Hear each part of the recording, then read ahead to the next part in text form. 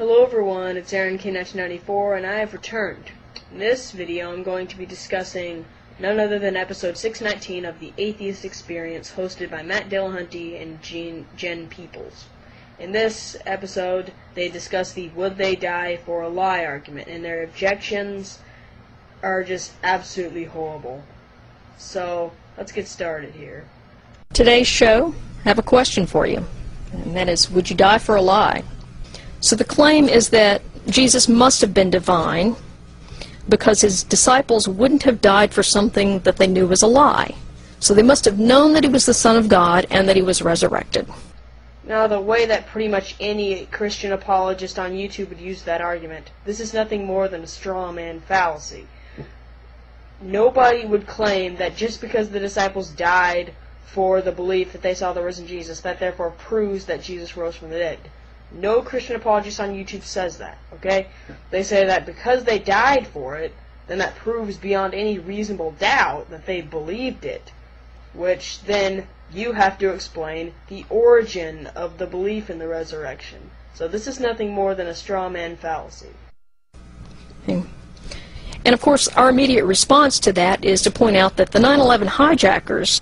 Oh, brother, yet another straw man fallacy, and the usual stupid analogy used against this argument 10,000 times. The reasons why this analogy isn't valid is because Muslim martyrs weren't eyewitnesses to Muhammad. They were simply Muslims because their leaders taught them Islam. The disciples were eyewitnesses to the risen Christ. This is why this analogy fails. The apostles had to have seen what they thought to be the risen Jesus, or else there's no way that they would have died for it. The other problem with this die for a lie claim is that it makes several assumptions that can't even withstand casual scrutiny. The first of which is that Jesus existed as an actual historical person, in spite of the fact that there's no extra-biblical evidence of this. Wow, that is a load of crap. First of all, why do we need extra biblical evidence? Most scholars and historians, including the skeptical scholar Bart Ehrman, would take just the Gospels themselves as evidence enough that Jesus existed. Second, there are tons of extra biblical evidence that Jesus existed. Josephus, Tacitus, Lucian, we've got Celsus. We have tons of extra biblical evidence. So let's see their very brilliant rebuttals to all these pieces of evidence. And before you guys email me with Josephus and Suetonius and Tacitus, yeah, I know about that stuff, okay? It documents the existence of Christians. It does not document the existence of Jesus. Okay, that's just an outright lie. If you read Annals 1544, which is the Tacitus mention, it clearly says that Christus suffered under Pontius Pilate. It does not say Christians believed that Christus suffered under Pontius Pilate. Okay. And Josephus specifically mentions Jesus and how the Christians followed him. Matt Dillahunty tries to address Josephus right after this, so let's look at that. Jesus. Josephus, there's the passage that references Jesus. There's the testimony of Flavius, which is generally considered to be a forgery. One, it's not just the Testimonium Flavianum. We also have the James, brother of Jesus, reference later on in the Antiquities of the Jews, which there's no evidence whatsoever that it's a forgery. Second, no, it is not widely regarded that it's a forgery. In fact, a study done by Louis Feldman, a leading Josephine scholar, he's not a Christian, so you can't say he's biased or anything like that. Out of about 50 scholars studying the passage, about 40 of them came to the conclusion that it was actually partially authentic with some minor interpolations. And so your objection to the Josephus passage is really bad. But it doesn't matter because Josephus wasn't born until after Jesus would have supposedly died anyway, so it's not contemporary evidence. It's still hearsay, second or third person removed at least. There are two things that I have to say in response to this. One, contemporary evidence, it's not a requirement, okay? When will you people get this? It's some of the best forms of evidence you can have, but it is not a requirement for history. Matt, if you want to say it is, cite a historian that says that contemporary evidence is the only type of reliable evidence. Second, later on in this episode, he actually contradicts himself on this issue. So we'll get back to this clip later on in the video. It assumes also that the disciples existed, and that they actually died for their beliefs and not for some other reason. I have a lot of stuff to say in response to this. This is even more ridiculous than the last clip. Okay, first of all, over 6 sources outside the New Testament attest to not only the existence of the apostles, but that they also died for the conviction that they saw the risen Jesus. Secondly, the Gospel of Luke attests to this also. So that is evidence. Do not say, oh, circular reasoning is in the Bible, unreliable, blah, blah, blah. Third, we actually have very convincing evidence that 2 of the 4 Gospels are actually written by the apostles themselves. That is Matthew and John.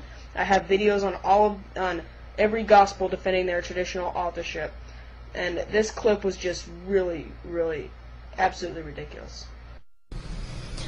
And it also assumes that, assuming the disciples existed and Jesus existed and everything, that's all historically true, absent the miracle claims, or even including the miracle claims, assuming all that's true, that they were simply not deceived. They could have just been deceived. Care to elaborate a little, Jen? That's a pretty simplistic explanation of the origin of the belief in the resurrection. 2 more things to say in response to this. First of all, the disciples were, he later says that it could have been an illusionist. So this is a response to that point. First of all, the disciples were in close contact with Jesus for 2 to 3 years. They would know if it was the real Jesus or just somebody posing as him. Second of all, what motive would a guy have just running around posing as the risen Jesus? What motive would they have? That's my question. So as I'm watching this, naturally, I'm appalled at all these ridiculous things that they're saying. So I later call into the show. Unfortunately, the people in front of me blabbered on for hours, so I only had 4 or 5 minutes to say what I was going to say. So let's review that call and see what Matt Dillahunty has to say in response.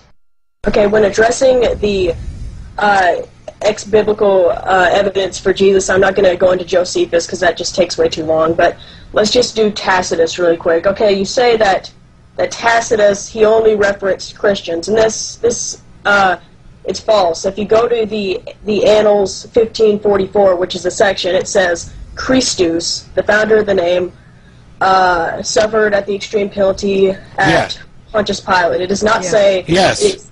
I agree with you. Did you think I hadn't read the Annals? Have you read that in the context? He is writing a letter asking what I do about these Christians, and when he talks about and mentions Christos, he's not relaying any evidence or testimony to that. He's talking about what these people believe to have happened. 1. Tacitus' Annals, they are not letters. They're history books.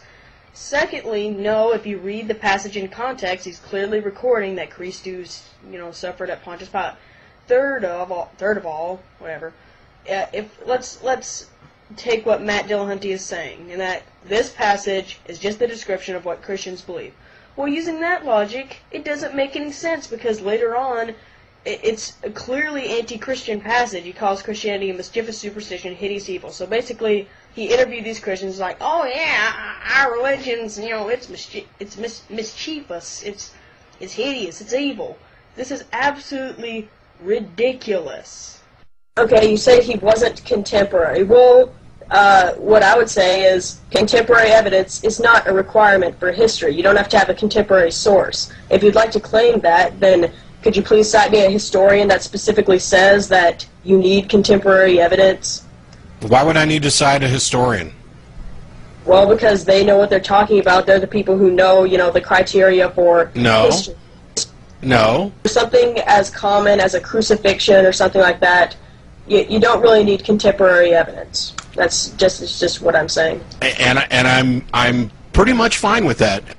Now, don't you find it interesting that in the earlier portions of the episode, he was clearly saying that contemporary evidence is the only kind of reliable evidence. He was just brushing off all the pieces of evidence just because they weren't contemporary. And even when I called and presented Tacitus, he's like, anyways, it's not contemporary, so you can't use it, it's unreliable. But then, when I actually call him on it and ask him to provide somebody who actually knows what they're talking about, he suddenly switches his criteria and says, well, I'm okay with them not being contemporary. This is just double standards, and he just switched his criteria real quick to dodge my question. Dishonest.